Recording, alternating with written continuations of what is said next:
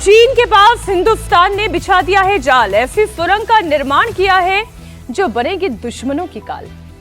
किसी भी युद्ध को जीतने के लिए केवल हथियार ही काफी नहीं होता, बल्कि टॉप क्लास इंफ्रास्ट्रक्चर की भी जरूरत होती है। ऐसे रोड हो, ऐसे ब्रिजेस हो जिस पर से सेना हर मौसम में बड़े ही आसानी से गुजर सके, और ये कर दिखाया है बीआरओ यानी कि बॉर्डर रोड ऑर्गेनाइजेशन ने। लद्दाख में विकास और सुरक्षा को नई गति, नई स्पीड मिल गई है। रक्षा मंत्री राजनाथ सिंह ने आज लेह के श्योक क्षेत्र में बन चुकी रणनीतिक श्योक टनल का उद्घाटन कर दिया है। एलएसी के पास बनी श्योक टनल साल भर कनेक्टिविटी देगी और सेना की तेजी से मूवमेंट के लिए गेम चेंजर साबित होगी। कठिन मौसम हो, बर्फबारी हो, इस मौसम में भी दूर दराज के गांवों तक, सैन्य ठिकानों तक पहुंचना पहले से कई ज्यादा आसान हो जाएगा। 14,000 फीट की ऊंचाई पर बनी वो श्योक टनल जो अब सेना और स्थानीय लोगों के लिए वरदान साबित होगी।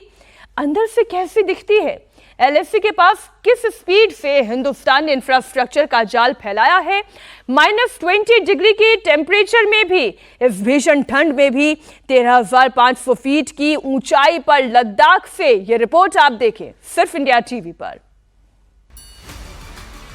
ये सुरंग नहीं, दुश्मनों का काल है। चीन से सटे इलाके में बिछ गया जाल है।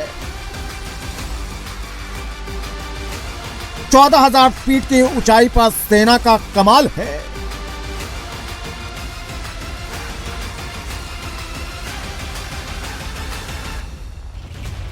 दुश्मन एलओसी की तरफ से हमला करे या एलएसी की तरफ से युद्ध छेड़े, भारत हर सूरत में मुंहतोड़ जवाब देने के लिए तैयार है।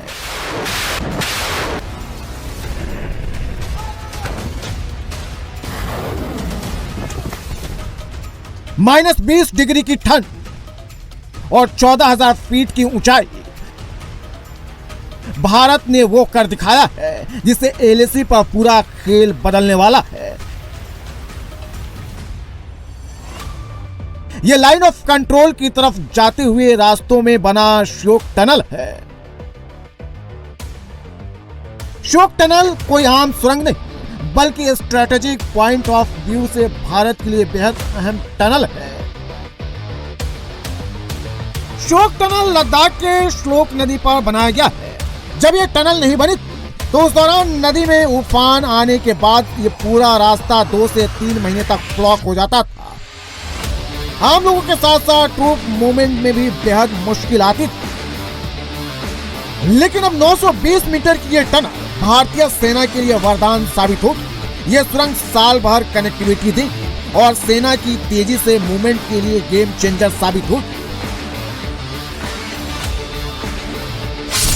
श्योक टनल को 2 हिस्सों में बनाया गया है। टनल का पहला हिस्सा 520 मीटर का है, इसके बाद बीच में 25 मीटर का ब्रिज है, फिर टनल का दूसरा हिस्सा 400 मीटर का है। कुल मिलाकर पूरी टनल 920 + 25 यानी 945 मीटर का है।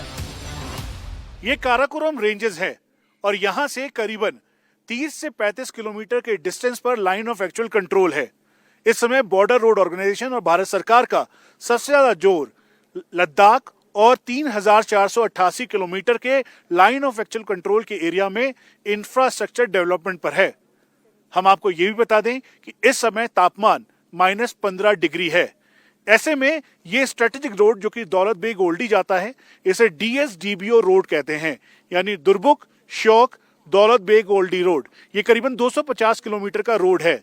इस रोड पर अलग अलग टनल्स तैयार किए गए, उसके अलावा ब्रिजेस तैयार किए गए और रोड को और पक्का किया गया। क्योंकि ये स्ट्रेटेजिक रोड है, इसीलिए ये श्योक टनल का तैयार किया गया है। उसकी वजह बिल्कुल क्लियर है, क्योंकि यहाँ पर जो ये पत्थर हैं, ये करीबन 2 से 3 महीने ऐसे गिरते थे बारिश और स्नो वेदर यानी ठंड के वेदर में, जिसकी वजह से रास्ता पूरा रुक जाता था और रुकने के बाद यहाँ पर बहुत ही मुश्किल का सामना ट्रूप मूवमेंट और उसके अलावा यहाँ के सिविल लोगों को करना पड़ता था। ये तस्वीरों के माध्यम से आप देखें तो श्योक टनल इस समय बन के तैयार है। ये कुल मिला के 7 मीटर इसकी ये चौड़ाई है और 7.5 मीटर इसकी यहाँ पे लंबाई है, यानी आसानी से इसके अंदर से भारतीय सेना का ट्रूप मूवमेंट हो सकता है। पहले इसकी तस्वीर इस तरह थी। जब भी ये रास्ता यहाँ पर डैमेज पूरी तरह से, जब मौसम खराब होता था तो यहाँ पे पत्थर गिरते थे, जिसकी वजह से रास्ता पूरा का पूरा खराब हो जाता था। इसे लेथली arc cut and cover tunnel कहते हैं। उसकी वजह हम आपको बता दें कि इसे काटा गया, जो पहाड़ है उसको काटकर अलग किया गया और फिर उसके बाद इस पूरी टनल को तैयार किया गया। इस टनल से आसानी से भारतीय सेना या फिर मिलिट्री, उसके साथ साथ जो सिक्योरिटी फोर्सेस हैं, उनका मूवमेंट हो सकता है। टैंक हो, आर्टिलरी गन आसानी से मूव कर सकते हैं और बिना किसी सैटेलाइट के नजर में आए बिना। ये कुल मिला के जो इसकी चौड़ाई है वो यहां से लेकर इधर तक 7 मीटर है और जो लंबाई है ऊपर तक वो 7.5 मीटर है। ये एक स्ट्रेच करीबन 520 मीटर का है। फिर उसके बाद एक 25 मीटर का एक ब्रिज है जो कि इन दोनों को कनेक्ट करता है, क्योंकि श्योक रिवर उधर से बहती है। और फिर उसके बाद 400 मीटर आगे है। हम आपको ये भी बता दें, ये स्ट्रेटेजिक टनल है जिसको बनाया है रिकॉर्ड टाइम में, यानी कुल मिला के 24 महीने के अंदर बॉर्डर रोड ऑर्गेनाइजेशन ने इसे बनाकर तैयार कर दिया है। श्योक टनल के शुरू होने से दुर्मुख श्योक दौलत बेग ओल्डी रोड अब पूरे साल चालू रह सकेगी। DSDBO रोड भारत के लिए सबसे रणनीतिक सड़कों में से एक है, जो लेह से दुर्मुख और श्योक गांव होते हुए सीधे दौलत बेग ओल्डी तक जाती है। यह सड़क LAC के बेहद नजदीक चलती है, इसलिए चीन के साथ तनाव के समय इसका महत्व और बढ़ जाता है। जो लद्दाख है वो हमारे लिए सामरिक दृष्टि से बहुत ही इम्पोर्टेंट है और पहले भी मैंने बताया है कि जो इसकी कनेक्टिविटी है, पहले हमारे पास में थ्रू जोजिला एक श्रीनगर से लेह के लिए रास्ता था।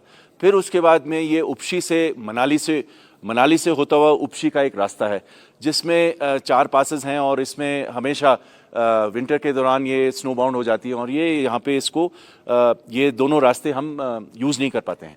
अभी जो तीसरा रास्ता है जो नीमू पदम दारचा है, उसके ऊपर जैसा कि मैंने पहले भी बताया है, बॉर्डर रोड्स ने पिछले साल इस पर शिंकुल्ला टनल था जिसमें माननीय प्रधानमंत्री ने फर्स्ट ब्लास्ट किया था और नीमू पदम दारचा रोड जो है वो तकरीबन 298 किलोमीटर्स है और वो लेह के लिए सबसे शॉर्टेस्ट डिस्टेंस में हम लेह तक पहुंचेंगे।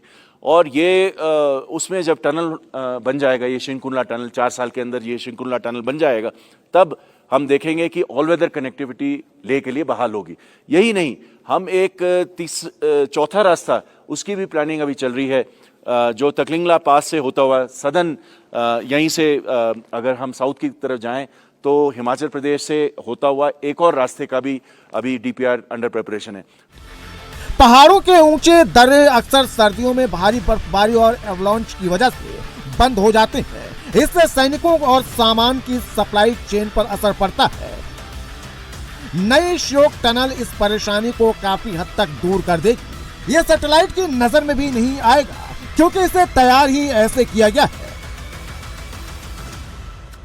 आपने बताया ये श्योक टनल जो है ये एक कट एंड कवर टनल है। इसके लिए मैं थोड़ा बताना चाहूँगा कि नॉर्मल जो टनल होती है वो पहाड़ के बीच में से जाती है। ये एक ऐसा टनल है जो जैसे हम नॉर्मल रोड बनाते हैं तो पहाड़ के जो स्लोप है उसको काटते हुए हम जाते हैं और उसी पहाड़ के स्लोप में रोड बनती है।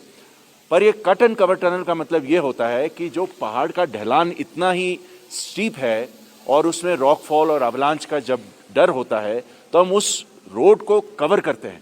तो यानी हम कट करते हैं फिर उसको कवर करते हैं।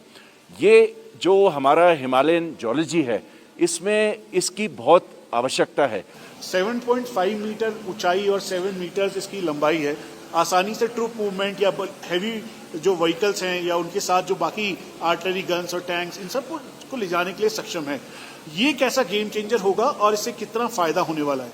देखिए, आपने सही बोला, जो हम यहाँ पर खड़े हैं ये किलोमीटर 53 है और ये जो स्ट्रेटेजिक रोड है जिसको हम दुर्मुख श्योक दौलत बेग ओल्डी रोड बोलते हैं, ये टोटली 256 किलोमीटर है।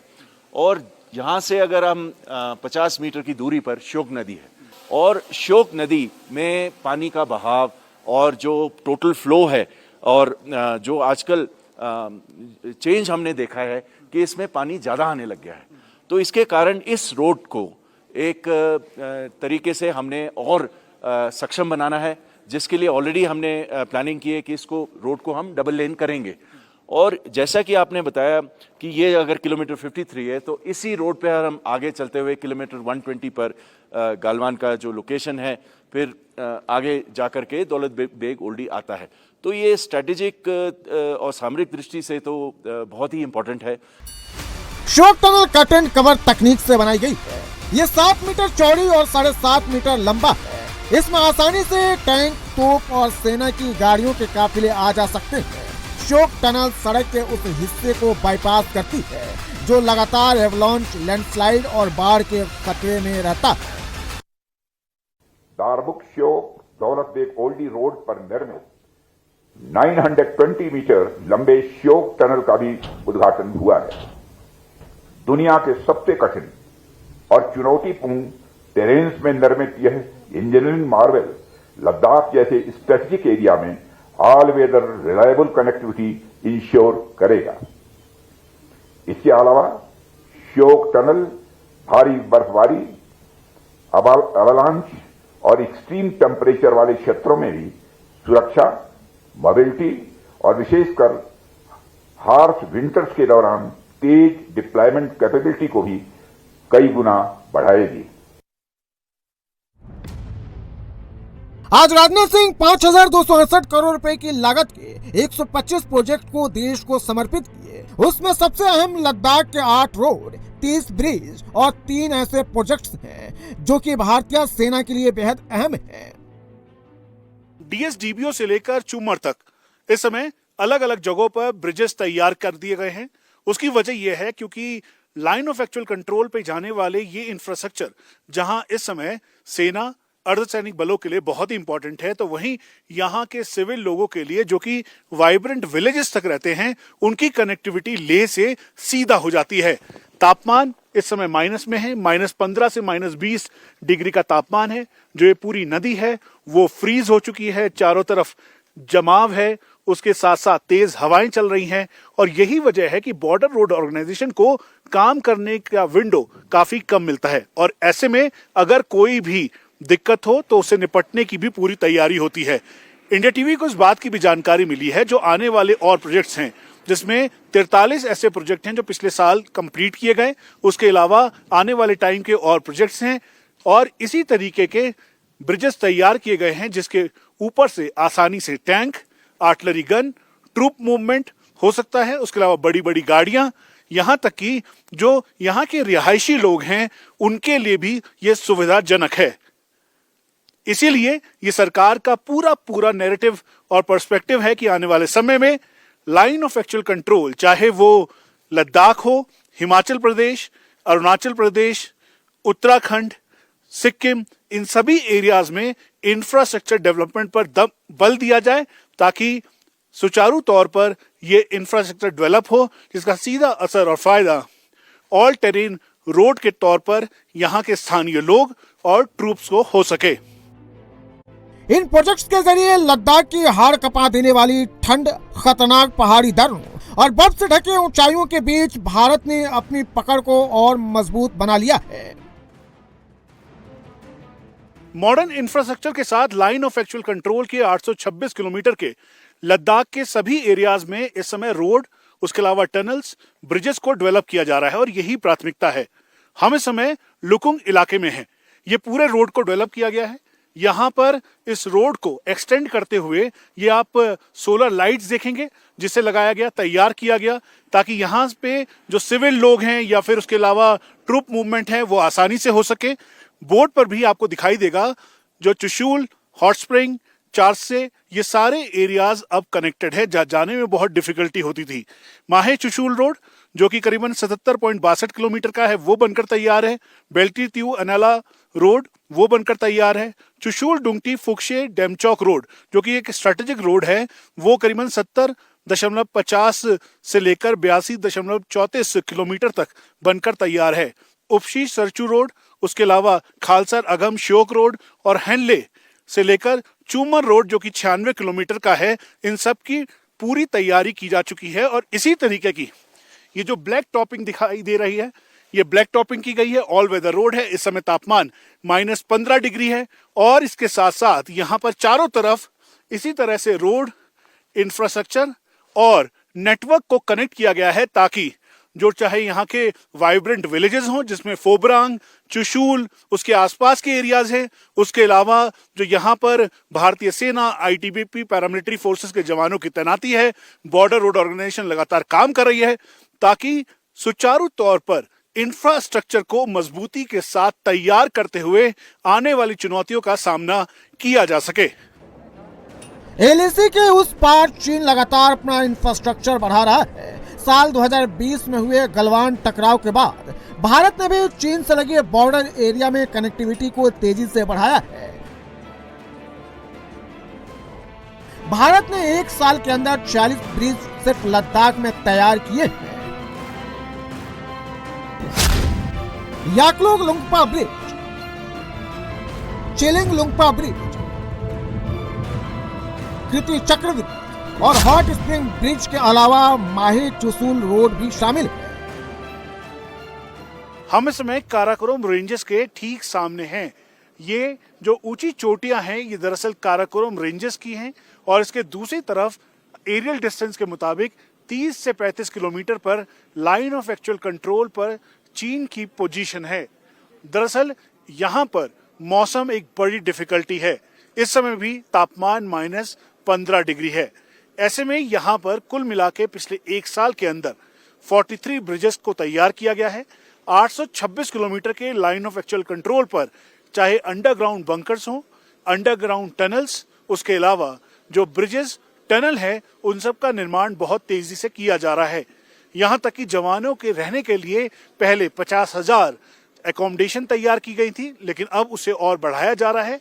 उसके अलावा डिप्लॉयमेंट किया जा रहा है। यहाँ पर हाल ही में जो तैयार की गई है रुद्र ब्रिगेड, उसका भी डेट यहाँ पर मौजूद है। और हम आपको ये भी बता दें कि इसी तैयारी के साथ खासतौर पे जो वाइब्रेंट विलेजेस हैं उन सब से कनेक्टिविटी बढ़ाई जा रही है ताकि यहाँ के ट्रूप मूवमेंट हो या फिर सिविल मूवमेंट, उन सबको इस इंफ्रास्ट्रक्चर से फायदा हो सके।